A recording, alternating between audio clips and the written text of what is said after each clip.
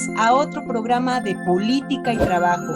Yo soy Azucena y el día de hoy haremos un programa especial con dos integrantes de Izquierda Republicana, ambos apoyadores del cambio en nuestro país y comprometidos con la reflexión de temas como el que hoy trataremos. Hola, profe, buenas tardes, ¿cómo está?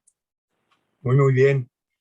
Bueno, muy a gusto porque seguimos apareciendo semanalmente primero y luego lo otro, estamos incorporando, se está incorporando pues todo lo que tiene que ver con Izquierda Republicana a propósito de los problemas centrales que estamos viviendo y de temas como el que hoy vamos a tratar. Bueno, y nuestros invitados, los dos tienen que ver con el Politécnico. Eh, en principio, Ángela Robles Ruiz, la misma que es de Santayuchera, en una situación medio especial en el 68. En el 68 lo único que sucedió en la lógica de la participación de niños tiene que ver con Ángel, que estaba en la prevocacional. Esto no sucedió en ninguna parte del mundo y es de la mayor importancia que desde la secundaria hayan participado en el movimiento estudiantil popular de 68.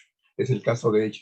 Luego entró a físico-matemáticas, creo que no le gustó, le siguió en la Escuela Superior de Ingeniería Arquitectura y por último prefirió entrarle a la Escuela Nacional de Antropología e Historia, de donde finalmente se convirtió en profesora y ahora ya está jubilada y en principio, bueno, desde siempre ha sido una activista de primer orden y una analista también de lo que pasa en este país.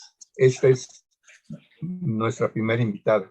Nuestro segundo invitado tiene que ver con Crispín Olvera Magdaleno, un compañero que le tocó pues, el privilegio de vivir una situación excepcional en el Politécnico, cuando tuvimos un autogobierno por un año, autogobierno informal, ¿no?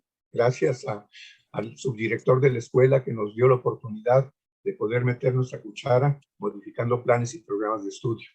Y de esa generación, pues salió un grupito ahí como de 10 que se convirtieron en activistas de primer orden y también se le han pasado discutiendo, reflexionando y participando en la medida de lo posible en todo lo que tiene que ver pues con la situación política de este país, claro, estando desde la izquierda.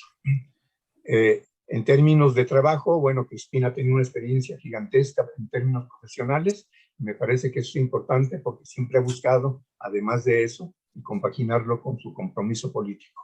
Ángela, por cierto, también participó en el autogobierno ese de un año, ¿eh? Su papá también fue profesor de ese autogobierno y algunos otros profesores nos ayudaron a sacar adelante por un año el autogobierno. Esos son nuestros comentaristas el día de hoy. Azucena. Buenas tardes a todos, pues gracias por acompañarnos el día de hoy a los integrantes de Izquierda Republicana, pues esta es su casa. Estamos tratando un tema poco enfocado o mal enfocado si consideramos que el avance de las garantías de los derechos de las minorías sexuales es muy lenta. A manera de introducción, ¿ustedes qué nos pueden decir al respecto? Buenas tardes a todos los videoescuchas que nos hacen el favor de atendernos y de recibirnos. En esta ocasión, que para mí es la primera vez que intervengo en este tipo de programas, es un gusto estar aquí y me gustaría exponer mi punto de vista personal. No es ningún análisis exhaustivo, no soy especialista en el tema, sin embargo, me parece que es muy importante en este momento en el que las circunstancias que se están dando en el país permiten un avance en cualquier movimiento organizado que busque de alguna manera reivindicar sus derechos. Es por eso que esta simpatía mía hacia la causa de los movimientos LGBT, etcétera, etcétera, etcétera, me han hecho considerar su validez y su importancia. Desde mi punto de vista, considero yo también izquierdoso y que pues lo único que puedo hacer es mostrar lo que yo pienso y vertirlo pues para causar polémica o simpatías o solidaridad. Buenas tardes, gracias por haberme invitado, Azucena, Rubén, al público video oyente. Espero que lo que toquemos el día de hoy de alguna manera les ayude a reflexionar, dado que ha sido muy golpeada la comunidad lésbico-gay, y entonces sí es importante que nos tomen la atención, no porque seamos especialistas, sino porque de alguna manera no estamos de acuerdo en que por tener preferencias de índole diferente al que normalmente nosotros procesamos, sean agredidos y discriminados. Espero les interese y estén a gusto con lo que vamos a exponer el día de hoy. Gracias. Pues Azucena, después de esta introducción de nuestros compañeros, me parece que vale la pena hacerte una pregunta. ¿Qué preparaste a nivel de cápsula? ¿De qué se va a tratar? ¿Qué tiene que ver pues con el tema que ahora vamos a comentar? Claro que sí, profe, pues muchas gracias. Sí, pues el día de hoy les preparé una cápsula que tiene que ver con el doble discurso de los derechos de las minorías sexuales en México. Pues lo que buscamos con esta cápsula, profe, es reflexionar en torno al origen de este doble discurso y del tipo de sociedad que somos, considerando el conjunto de valores que compartimos. Claro, que compartimos de manera colectiva, así que corre video. En poco más de 100 años, en México hemos pasado de esto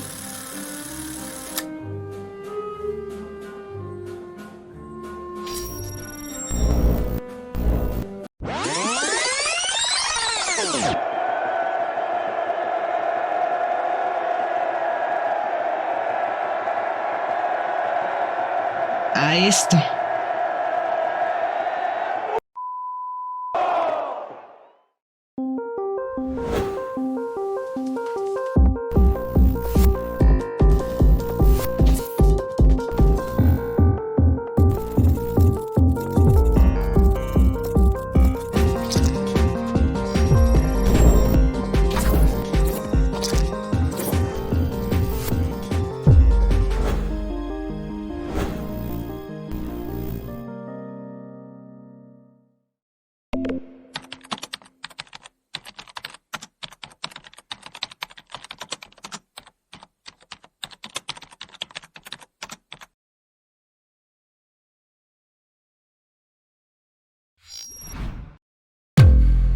Las violaciones de los derechos humanos, la violencia y la discriminación derivada de la elección de la orientación sexual y la identidad de género son una constante en pleno siglo XXI. A pesar de que el discurso dominante en torno a los derechos de las minorías sexuales en México empatiza con su lucha y legitimidad, en los hechos, la sociedad mexicana es fuertemente homofóbica, por lo que los entornos de exclusión no se han reducido. Estos se mantienen presentes, principalmente en la familia, la escuela, el entorno laboral y el acceso a diversos servicios por parte del Estado. Desde hace más de 2 décadas, en nuestro país se ha legislado constantemente para ampliar los derechos de las minorías sexuales en México. Sin embargo, tal y como sucede en muchos otros aspectos de la realidad mexicana, las leyes han terminado por convertirse en letra muerta, tal y como ha sucedido, por ejemplo, con la ley de separación de residuos, leyes para limitar el uso de plásticos, la interrupción del embarazo, etc. ¿Somos acaso una sociedad conservadora por naturaleza? En muchos países desarrollados, el acceso al poder de personajes tales como Vicente Fox o Felipe Calderón serían algo impensable, e incluso motivo de vergüenza o de mofa. Aquí en nuestro país, este grupo encuentra terreno fértil para acceder al poder. Hacemos nuevamente la pregunta: ¿somos un país conservador por naturaleza? Para responder a esta pregunta, debemos conocer cuáles son los valores que históricamente han conformado el llamado etos de la sociedad mexicana. Un etos es un conjunto de valores que compartimos de manera colectiva, producto de un desarrollo histórico en común. Así, por ejemplo, Los países musulmanes no beben alcohol, los hebreos no consumen carne de cerdo, etc. Estas sociedades tienen conjuntos de valores distintos a los nuestros. ¿Cuáles son los valores que han conformado nuestro ethos nacional? Básicamente, estos se agrupan en 3 grandes ramas que hemos heredado: la ética judio-cristiana, la ética liberal burguesa y la ética indígena. Así, por ejemplo, la mayoría de la población profesa la religión católica y asume sus valores. Valoramos también la vida republicana y sus libertades producto del pensamiento liberal. De igual forma, la familia es considerada como un valor supremo, como herencia de nuestra ética indígena. Desde estas 3 éticas, nuestra sociedad ha construido una coraza inquebrantable de valores que determinan su comprensión de la realidad. Estos valores determinan la forma en la que debemos interactuar con nuestros semejantes desde muy temprana edad. ¿Qué nombre debe llevar un niño? El color con el que debe vestirse, la ropa que debe usar, los juguetes con los que se desarrollará, las amistades que tendrá, su elección de pareja, etc. Todo aquello que se sustraiga de esta lógica de valores será, en consecuencia, rechazado. Amplios sectores de la sociedad mexicana aceptan en público la tolerancia hacia las minorías sexuales, pero en privado se muestran recalcitrantemente intolerantes. Le piden a Dios que no les mande un hijo gay. Este es el doble discurso de la tolerancia hacia las minorías sexuales en México. Los encendidos debates que se despiertan al interior de la sociedad mexicana al tratar temas como la libertad sexual, el aborto, la eutanasia, la legalización de las drogas, etc., reflejan lo lejos que nos encontramos de ser una sociedad evolucionada y pensante, capaz de liberarse de atavismos religiosos, históricos, valorativos y culturales. En tanto la sociedad mexicana no permita la evolución de su ética a través de la educación, los derechos de las minorías sexuales seguirán manteniéndose como letra muerta, sin aplicación real. Ello con las graves consecuencias que esto acarrea, como la homofobia, la persecución, la exclusión y, en casos más graves, el exterminio.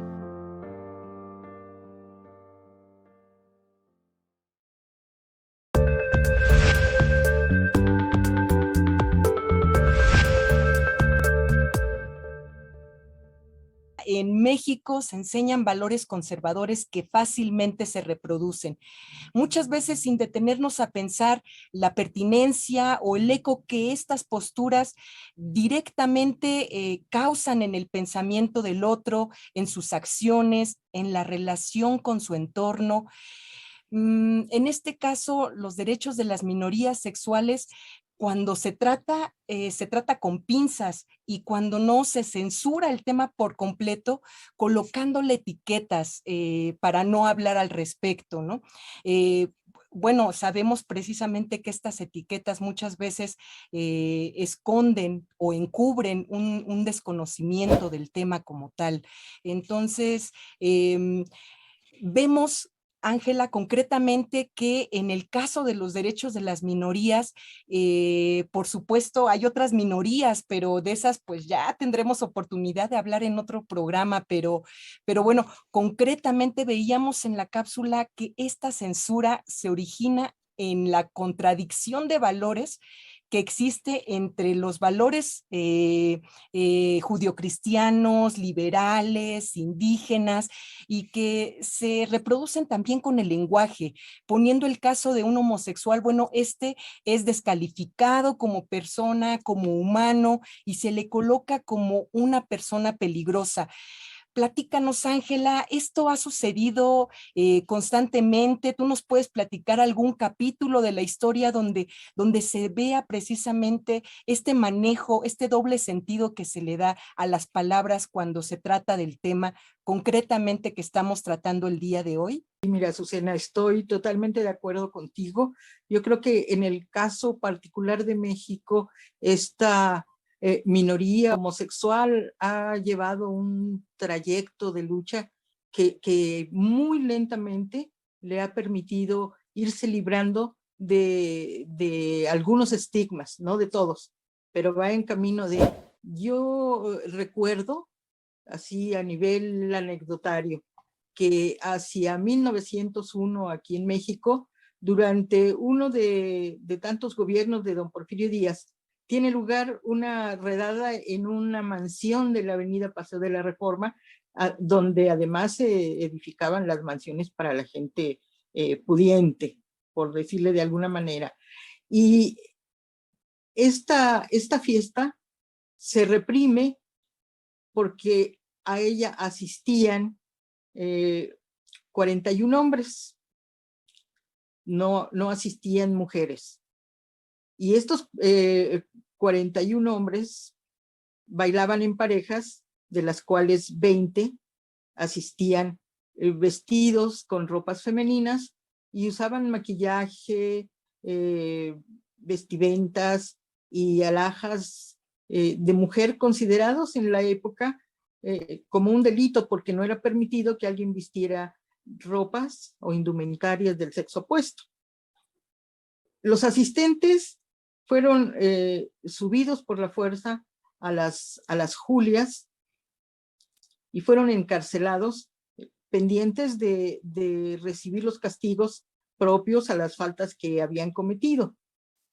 Se les encerraba en manicomios, se les daban terapias, entre comillas, choques eléctricos, entre muchos otros, y sin embargo los detenidos en esta redada específicamente son jóvenes que pertenecen a importantes familias de la época, y los castigos para ellos pues son leves, no tan drásticos como los que se aplicaban a cualquier otro infractor de este tipo. Entre los asistentes estaba un joven que iba a ser rifado, muy joven, mucho más joven que los demás, y estaba otra persona que tenía como característica ser no solo famoso, sino muy importante, porque era esposo de la hija favorita de don Porfirio Díaz. Este señor, que además estaba con ropa femenina, no era de los caballeros vestidos de hombre, sino tenía ropas femeninas, fue liberado antes de llegar al cuartel porque se le reconoce. Era propietario de una gran fortuna, era pariente de los Grimaldi, príncipes de Mónaco, y don Ignacio de la Torre y Mier tuvo que ser protegido por su suegro, pues su esposa era precisamente Amanda Ruiz, que no llevaba el apellido de su padre, pero finalmente pues era su hija, ¿no?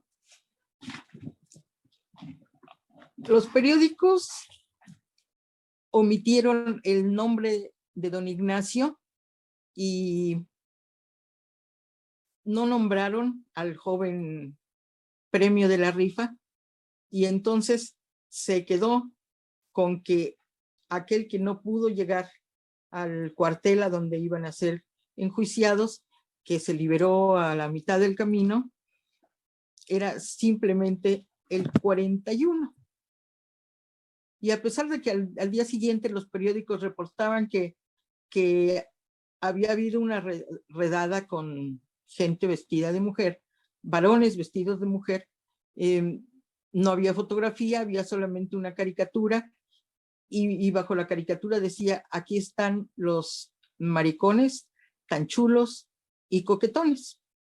Es precisamente este calificativo de maricones y 41, usado a través del tiempo con toda esta carga que menosprecia a las personas homosexuales, va a ser la que más tarde, o sea, décadas después, logre aglutinar a esta comunidad para luchar en contra del uso de estos motes que fomentan el trato discriminatorio y degradante de sus personas.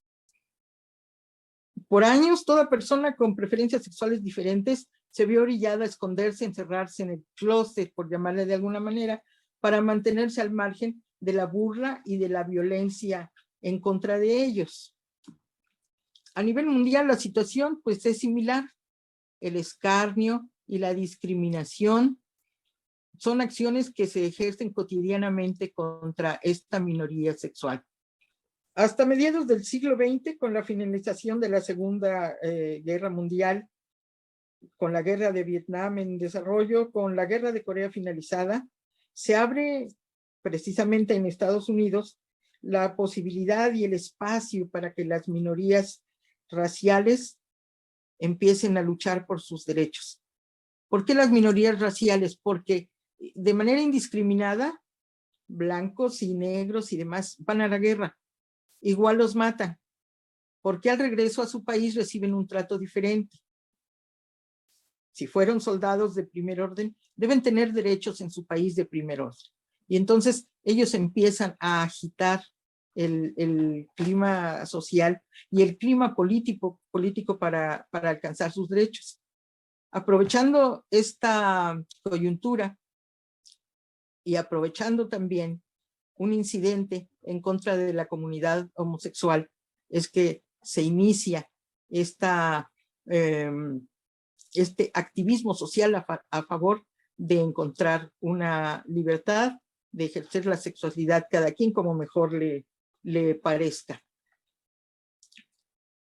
La cuestión es que en Estados Unidos la homosexualidad de manera legislada estaba tan estigmatizada que se le consideraba una enfermedad mental tan pecaminosa como el ejercicio del aborto, o también como el pretender para una persona homosexual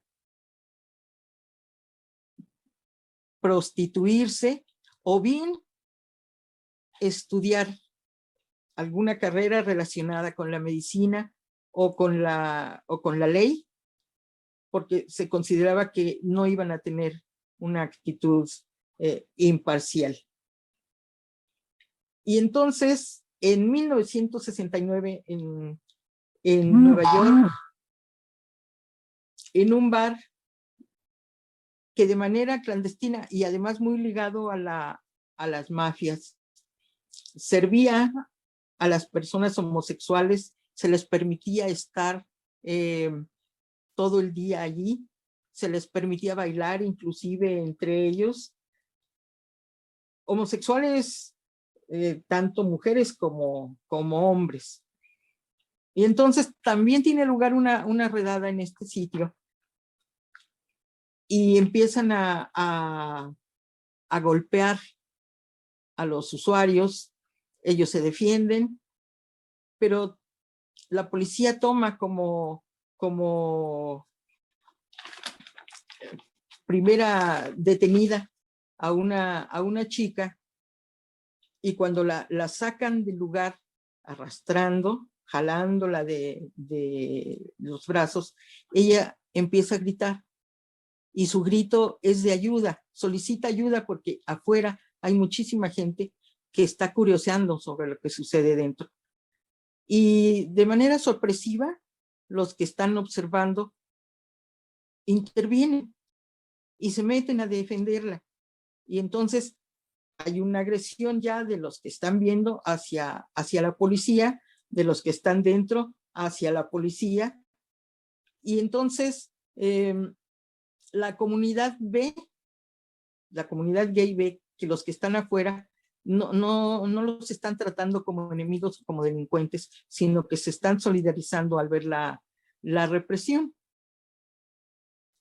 La policía se retira, sí se lleva muchos detenidos, hay algunos heridos, no hay ningún muerto, pero aprovechando el hecho de que la gente no veía mal esta reacción belicosa de la comunidad gay, ellos empiezan a asistir a las afueras del bar, que termina clausurado, que además por ahí se pretende incendiarlo, pero no se consigue, y se vuelve así como el sitio de reunión. Asisten prácticamente todos los días y esto los hace mostrarse públicamente como son.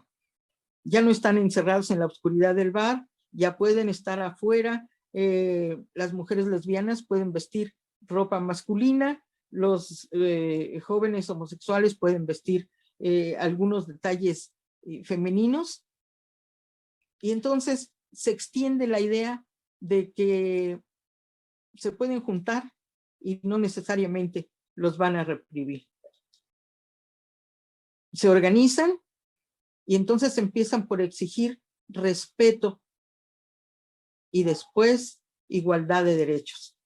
Ya no se va a usar el maricón, serán nombrados como comunidad gay, realizan marchas y concentraciones, se reduce un poco la violencia con que se los recibía en las calles, y cada 28 de junio, fecha de la agresión en el bar Stonewall, se realiza una gran marcha conmemorativa, ahora conocida como Marcha del Orgullo Homosexual.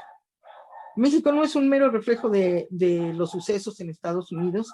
Aquí los orígenes se ubican allá por principios de los años 70, en donde las pequeñas organizaciones de personas homosexuales empiezan a aliarse con los grupos de izquierda, sobre todo estudiantiles, porque pues está muy reciente la experiencia de 1968 y también la de 1971. Y entonces, viendo que los estudiantes están organizados, que la gente se ha sumado a ellos, la comunidad gay también se organiza. Y en 1979 surge un colectivo gay que a través de realizar un intenso activismo logra llevar a cabo la primera marcha del orgullo homosexual. Se alían con importantes organizaciones de izquierda, incluyen en sus relaciones a partidos políticos, y llega un momento que el Partido Revolucionario de los Trabajadores, que ya no existe, y el PRD, que aglutinaba a personas de izquierda, remanentes de los movimientos estudiantiles, los empiezan a absorber y les ofrecen candidaturas. Y un poco después, aprovechando también que las simpatías por la izquierda van creciendo y que los partidos empiezan a participar a partir de su ideología propia, los partidos de izquierda logran inclusive ganar escaños. Esto lo van a aprovechar para promover sus objetivos muy particulares, y logran organizar una lucha legal y además, con el tiempo, borrar de las leyes el estigma de homosexual que se utilizaba como agravante en la comisión de algunos delitos. La apertura hacia la izquierda de algunos gobiernos en lo que era entonces el Distrito Federal y la organización de la comunidad gay han logrado avances considerables en la consecución de sus derechos y de que esta minoría se aglutine y logre que aunque sea muy lentamente, se vayan borrando todas estas estigmatizaciones. La lucha continúa, la organización se fortalece, y mientras más fuerte es la participación, se van logrando más cambios. En ningún momento se pretende dejar de ser minoría para convertirse en mayoría. Lo que se busca es ganar para todos la libertad de asumir la identidad individual que gusten y de ejercer su sexualidad como mejor les parezca. Sin represión y sin discriminación, hay que luchar por ejercer los derechos de todos a asumir con libertad y sin presiones nuestra identidad sexual y nuestra individualidad. Bueno, pues después de la intervención de Ángela, y comentar a propósito precisamente de 1901, ese día grandioso en donde se mostró lo que eran los de arriba. Y por cierto, los de arriba no son los que han batallado ni han sido satanizados por el mundo, sino más bien los protegen, los cubrían. Los de la alta, lo dijo Ángela, pues se metieron al manicomio, no les dieron choques eléctricos, etcétera, etcétera. Y el yerno, bueno, pues antes de llegar a la cárcel fue súper protegido. Y esto muestra incluso pues, la debilidad que han tenido los homosexuales con respecto a su ejercicio sexual, pero que no lo padecen de la misma manera los de arriba que los de abajo, ¿no? Esto no sobra decirlo porque en todo caso el 43 aniversario de la primera marcha gay en este país tiene que ver con los gays de abajo. O sea, los de arriba los hemos sabido aún y mil veces que lo son, aunque no salen del closet abiertamente. Y bueno, está muchos casos, incluso no solamente de políticos, sino también intelectuales como Salvador Novo, ¿no? Y por cierto, el ser gay no necesariamente los acerca a la izquierda, ¿no? Salvador Novo era de lo peor políticamente, ¿no? Era un pillo de los pillos. Pero bueno, en fin, en esta lógica, bueno, la intervención de Ángela me parece muy interesante, pero bueno, Crispín, hay muchos puntos de vista, hay muchas orientaciones con respecto a cómo tratar, cómo enfrentar, cómo hablar precisamente de la falta de derechos humanos que han tenido este conjunto, pues, de ciudadanos, por llamarlos de alguna manera. Tu intervención va a girar alrededor de qué, Crispín. Pues básicamente sería de todas las manifestaciones que se han ejercido desde los años 60, donde la comunidad en diferentes partes del mundo, pero concretamente en México, empezaron a movilizarse para empezar a buscar el hecho de ser incluidos, dado que por derechos humanos, pues de alguna manera no tienen por qué estar al margen de lo que, entre comillas, el común de la gente normal, que así se hace ver, tienen todos los derechos que los ampara la Constitución. Sobre esa base es como voy a desarrollar más o menos el esquema. Me gustaría decir la fiesta en donde agarran desprevenidos a partir de que alguien dio la voz de alerta de que había una reunión clandestina y resulta que todos los que estaban ahí reunidos eran de la clase, como bien lo cita Ángela, de la clase high society, ¿no? De la clase alta, que ellos sí tenían la oportunidad de rendirle rienda suelta a sus necesidades de libertad sexual, mientras que la gente de abajo, que también tiene esas mismas necesidades, era o es siempre reprimida.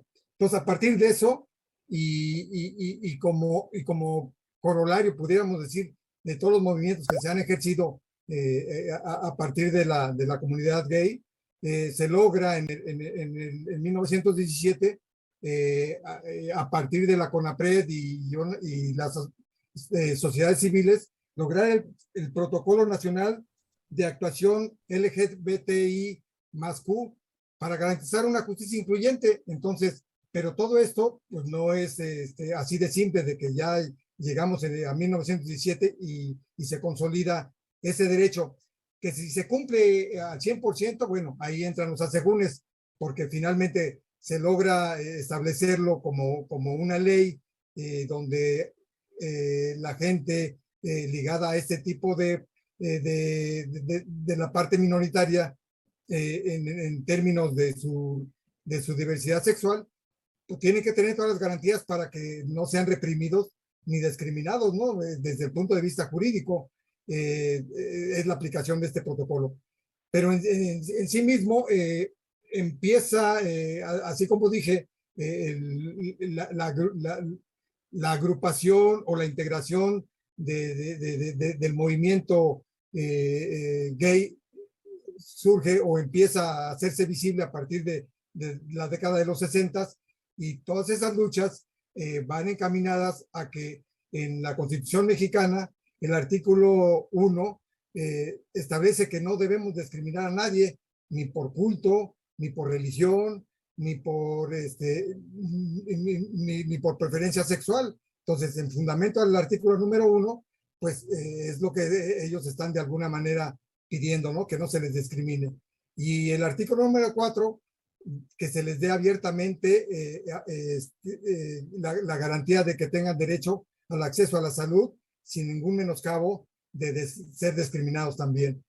Todo este proceso, de alguna manera, se fue consolidando fundamentalmente los movimientos se ejercieron aquí en la Ciudad de México, antes de Distrito Federal, que fue donde tuvo la máxima exposición de movimientos y represión que hubo de estos mismos movimientos, de estas marchas que se ejercieron. Sin embargo, a partir del 2006, que se trata de lograr la primera legislatura donde se le iba a dar ya prácticamente la autorización de definirse como una clase minoritaria con todos los derechos, puesto que la Constitución los defiende, se establece a partir del 2006, y hago énfasis aquí porque en aquel entonces estaba como gobernador de la Ciudad de México Andrés Manuel López Obrador. Sin embargo, él, al separarse del cargo para contender por la presidencia, queda en el 2006 como sustituto Alejandro Encinas. Sin embargo, sí hay que puntualizar que Andrés Manuel siempre estuvo al margen de no aceptar plenamente el apoyo abierto a los movimientos de la minoría de la diversidad sexual. Es a partir entonces de Alejandro Encinas donde se consolida y se hace la primera legislación. Esta legislación de alguna manera tiene no la aplicación como se hubiera querido. Sigue habiendo luchas, sigue habiendo movimientos, sigue habiendo manifestaciones, y hasta el 2010 es cuando se consolida y se lleva ya a cabo la aplicación de la ley. En el 2009 es donde ya se reconoce los matrimonios con gentes del mismo sexo, hombres con hombres, mujeres con mujeres, y quedan perfectamente legislados. Esto hay que entenderlo y reconocerlo. Es un primer logro, pero no es el todo, porque finalmente se logra eso. Sin embargo, hay muchas reticencias todavía para que la gente que finalmente ejerce y aplica las leyes tenía la reticencia para poner 1001 pretextos de que se llevan a cabo los matrimonios. A partir de ese momento siguen las luchas y siguen las luchas prácticamente hasta el 2017, donde la Suprema Corte de Justicia de la Nación establece, ahí sí ya sin ningún menoscabo de que se aplique la ley tal cual, y se logra, por lo tanto, entonces ahora sí que se lleven a cabo las uniones de gentes del mismo sexo, llámese hombres, hombres, mujeres, mujeres, y si se dan cuenta en aquellos entonces empiezan las primeras uniones colectivas, se establecen las primeras uniones colectivas aquí en la Ciudad de México.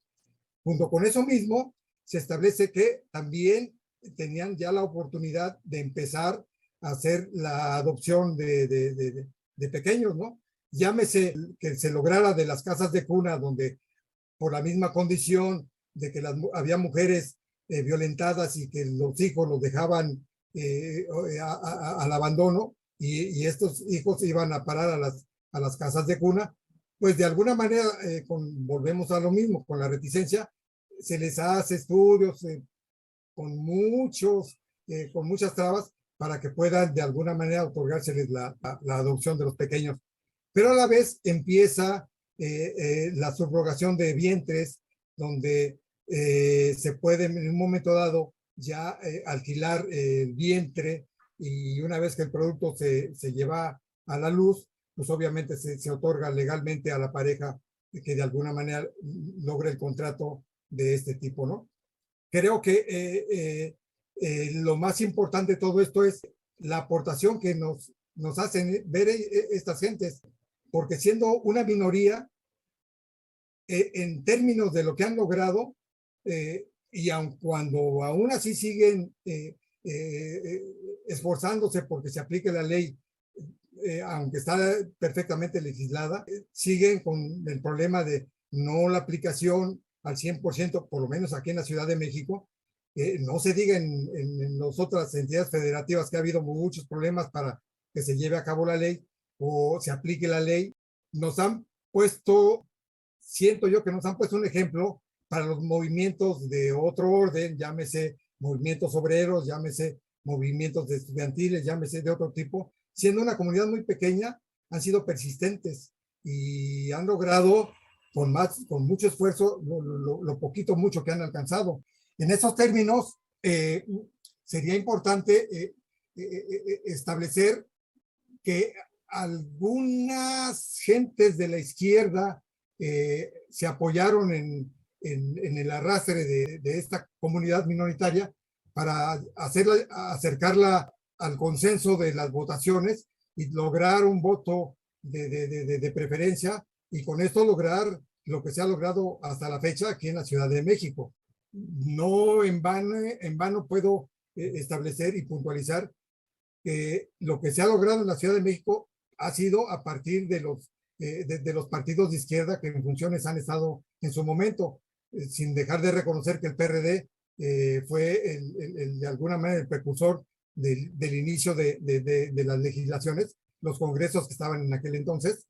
En resumen, entonces, pudiéramos decir que uno de los tantos logros de la comunidad, de las minorías, de la diversidad sexual, ha llegado a coronarse en que se establecieron 2 clínicas de tratamiento, especialidad para los problemas de salud. Una de ellas es la Clínica Condesa, obviamente, como su nombre lo dice, está en la delegación Miguel Hidalgo, y la otra se llama la Clínica Condesa Iztapalapa, que está exactamente en la delegación Iztapalapa. No se hubiera dado esto si no hubiera sido derivado de las movilizaciones que han ejercido ellos a lo largo, y vuelvo a reiterar, desde la década de los 60. De alguna manera, pudiera yo enfatizar que hablar de las minorías, de la diversidad sexual, es hablar de discriminación y de agresión. A la fecha seguimos, a pesar de que ya ha habido demasiadas aperturas, no deja de haber la homofobia de las gentes que de alguna manera se siguen diciendo de apertura del libre pensamiento. Sin embargo, en lo más recóndito de su interior siguen teniendo la fobia y el rechazo a los compañeros de la comunidad, ¿no? Entonces, sí es importante hacer ver que, al igual que nosotros, ellos tienen todos los derechos que de alguna manera se aplican de los derechos humanos. Sumado a esto, haciendo hasta cierto punto una investigación clínica, platicando con algunas compañeras psicólogas y psiquiatras, ellas me han comentado en toda la atención que han tenido con que llegan con ellos como pacientes y que abiertamente con ellas o con ellos siendo psicólogos o psiquiatras comentan que son gays, pero que lo tienen que decir con la gente que de alguna manera les da confianza, porque no lo pueden hablar abiertamente en su casa, porque la agresión y la represión y la discriminación empieza, aunque no lo creamos, aunque parezca absurdo, en la casa misma, ¿no? Y eso los obliga al ser discriminados y agredidos incluso desde su casa, no les queda de otra más que salir y reunirse en la clandestinidad, corriendo el riesgo de que hasta la vida pierdan por encontrarse con gente que de alguna manera se infiltra en los núcleos de ellos, y con la homofobia que de ellos emana, pues obviamente atenta contra su vida, ¿no? Por eso es importante ensalzar que la Ciudad de México en este momento es la única entidad federativa donde al menos tienen más derechos perfectamente legislados para que se les pueda garantizar sus derechos humanos. Hay algunos problemas en algunas entidades federativas, se siguen en los congresos no aceptar la relación de esta comunidad como abiertamente lo queda establecido en la Constitución, como ya lo hice ver en el artículo 1 y en el artículo 4, ¿no? Eso es lo que pudiera yo comentar. Espero les haya parecido de alguna manera interesante lo que expuse, pero sí es importante, si salen a la calle de alguna manera denunciar alguna agresión o alguna propuesta de iniciativa para que sean perfectamente incluidos, pues debemos de apoyarlos, porque en las buenas y en las malas ellos también en algunos otros movimientos nos han apoyado ellos, ¿no? Finalmente. Gracias. Bien, bien. pues la sesión ya está avanzando, estamos a punto de sacar conclusiones y lo que sí vale la pena subrayar tiene que ver con que los derechos se ganan por los que no tienen derechos. Entonces la lucha de ellos es lo que posibilita lograr avances importantes para ser reconocidos como una de las tantas minorías que existen en este país. No solamente en el plano de lo sexual, sino en el plano también de lo étnico, si le buscamos es una sociedad pluricultural y en ese sentido me parece que también no hay que olvidarnos de otra cosa. Muchos de los derechos establecidos en la Constitución del 17 se fueron perdiendo porque bajó la presión y organización de los que tenían esos derechos. Es decir, lo que se ha ganado ahora, en este caso, hay que defenderlo y profundizarlo e impedir dar marcha atrás con respecto a esta situación. ¿Cómo la ves, Azucena? Pues sí, yo recuerdo un caso en el 2010 en la Ciudad de México, cuando ésta se convirtió en la primera entidad del país en permitir la adopción de las familias homoparentales. Como bien decía ahorita nuestro compañero Crispín, todavía no se había implementado en todos los estados de la República. Bueno, tengo presente el caso en Guanajuato. Se permitió hasta el 2015, se permitió la adopción de familias homoparentales. Sin embargo, el primer caso se reportó apenas hace 2 años, profe. Pudiéramos pensar que del 2015 al 2020 no había esta inquietud de conformar familias homoparentales, ¿no? Sin embargo, sí la había, pues precisamente recuerdo señor que era director del Registro Civil de Guanajuato, Rito Padilla García, y lo recuerdo porque públicamente declaró que él, antes de aceptar la adopción de parejas gays, renunciaba a su cargo como funcionario. Entonces, esta reticencia de la que habla también nuestro compañero Crispín, bueno, pues se ve reflejada precisamente en este sentido también, ¿no? Desde los funcionarios, y vamos viendo también la atención médica y vamos viendo también la atención a otros servicios como los servicios escolares, los servicios laborales, entre otros. Profe, pues efectivamente el tema es muy largo, pero el tiempo se nos está acabando, profe. Ya cerrando nuestro programa del 43 aniversario de la primera manifestación del orgullo gay en este país, y lo que nos queda es sacar conclusiones. Crispín, ¿qué puedes concluir de esta sesión, de esta discusión, de esta posibilidad de hacer una reflexión a propósito? La comunidad gay nos ha puesto la muestra de que el que persevera alcanza con los logros que han tenido, y lo llevo a la máxima de decir que han logrado que se establezcan 2 clínicas para ellos de especialidades en particular, al margen de que cualquier gente que resulte infectada por otra circunstancia también puede acudir ahí, y que son completamente gratuitas. Entonces, ahora sí que ensalzar todos los movimientos que han ellos desarrollado desde, vuelvo a repetir, desde los años 60 y hasta la fecha.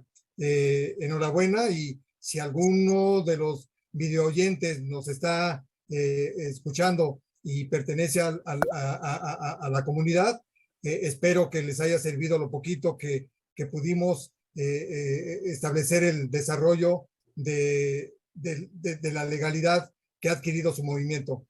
Ángela, Pues, ¿qué puedes concluir en principio? bueno, mi conclusión es muy sencilla. La discriminación que padece o que padecen las minorías sexuales no es propia de la especie. Es un fenómeno que ha surgido a través de la historia conforme van cambiando valores y demás. En ese sentido, lo que quiero recalcar es que esta discriminación y esta represión pues no es eterna. Va a llegar el momento en que, así como surgió, debe desaparecer.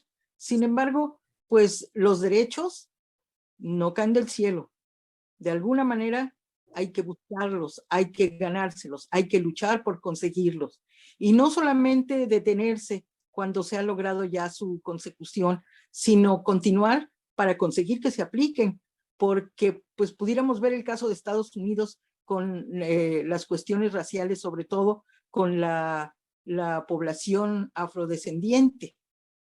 Fueron esclavos, luego lograron abolir esa esclavitud y todavía pasaron décadas para que se liberaran de la discriminación, que no ha desaparecido del todo, pero que se liberaran de la segregación. Y entonces tienen todos los derechos, pero ahora hay que luchar por ejercerlos y que sean aceptados y que desaparezcan estos tratos diferentes. Finalmente, pues todos somos iguales, pero hay que luchar porque se mantenga y se consolide esta igualdad. Azucena. Bueno, pues las leyes, como vimos, no son suficientes. Si nosotros le echamos una revisada a la Constitución, si le echamos un ojo, ahí vamos a ver que se garantiza todo. Tenemos garantizado el derecho a la salud, a la vivienda, al trabajo, al esparcimiento, a ser felices.